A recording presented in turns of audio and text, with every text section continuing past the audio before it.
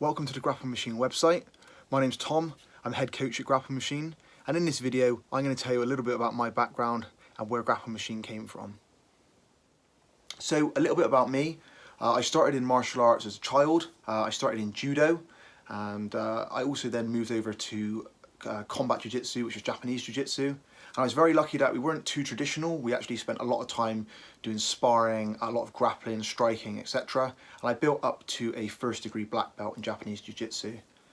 Around my late teens, early 20s, I transitioned across to mixed martial arts, and I started training that very regularly. I competed 13 times at amateur level. And then sort of a few years after I started MMA, I really started to gravitate towards submission grappling, and I've had absolutely countless matches there, all the way through the belt levels. And I currently hold a Brazilian Jiu-Jitsu brown belt under Ashley Williams. It was around the time that I started doing mixed martial arts, and I started to do a lot more sparring and a lot more contact training, that I first identified a kind of problem that I had. I basically felt like I was very lucky because I had trained since I was a child. A lot of the other beginners in sort of beginner martial arts classes, mixed martial arts classes, I felt like I kind of had more skill than them. I was also one of those guys that really got stuck into warm-up, so I felt I had good fitness as well. And so, you know, a lot of the time I did pretty well in class, I did pretty well in sparring, but a big majority of the time I also kind of get trapped underneath people. I felt like I got pinned down a lot. I struggled to get out from underneath people, even though I knew some of the technical ways to get out, I just couldn't. And the other big frustration I had was getting to good positions, like good positions for submissions and attacks, and not being able to finish them. So things like getting a squeeze on and not quite being able to finish it, or having my arm pulled away from the choke, or getting things like a Kimura lock on and just not being able to physically pull the arms out. And it was all really against those kind of like bigger, stronger guys. And so I was really frustrated because I felt like I put lots of time into my technique and my skill, and I was just missing something. And it didn't take me long to identify maybe I should start lifting and try and improve my strength. So first thing I did, like as most of us probably done, I started chatting to my mates that lifted. I started getting some tips and advice from them.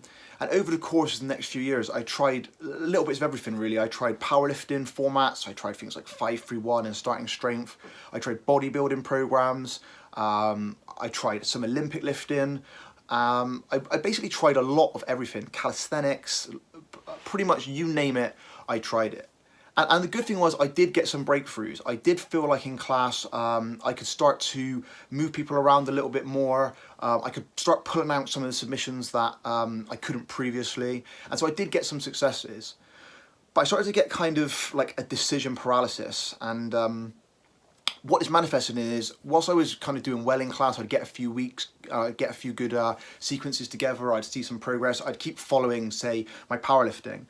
As soon as I hit a wall and I felt like somebody had got the better of me, they had pinned me down, they had kind of outmaneuvered me, I felt like, that program's not working, I need to try something else. And I'd start trying my Olympic lifting for a while. And I ended up doing quite a lot of program hopping.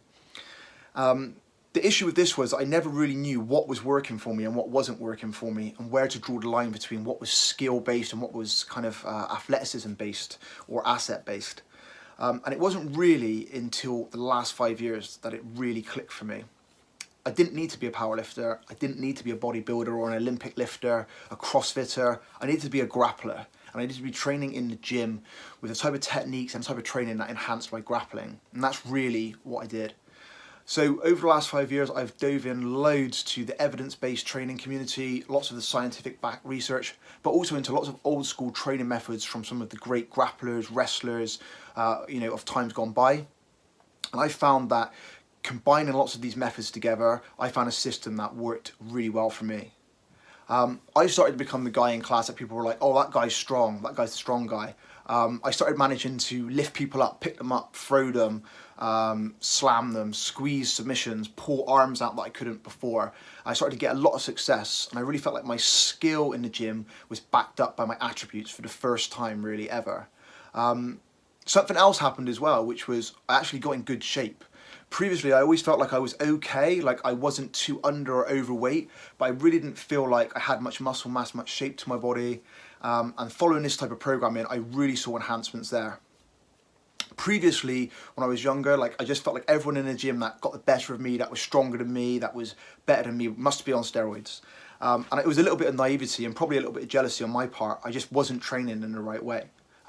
Since I've trained the right way, I've even got my own steroid accusations, which was a big bonus for me. I was like, I finally made it.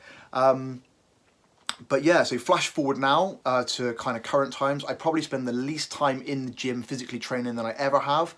I feel like I get the most results out of it. And I feel like my grappling is probably at its best ever. I feel like I can use and learn new skills and start applying them straight away. I'm not getting stuck under big heavy guys. I'm not getting thrown around as much.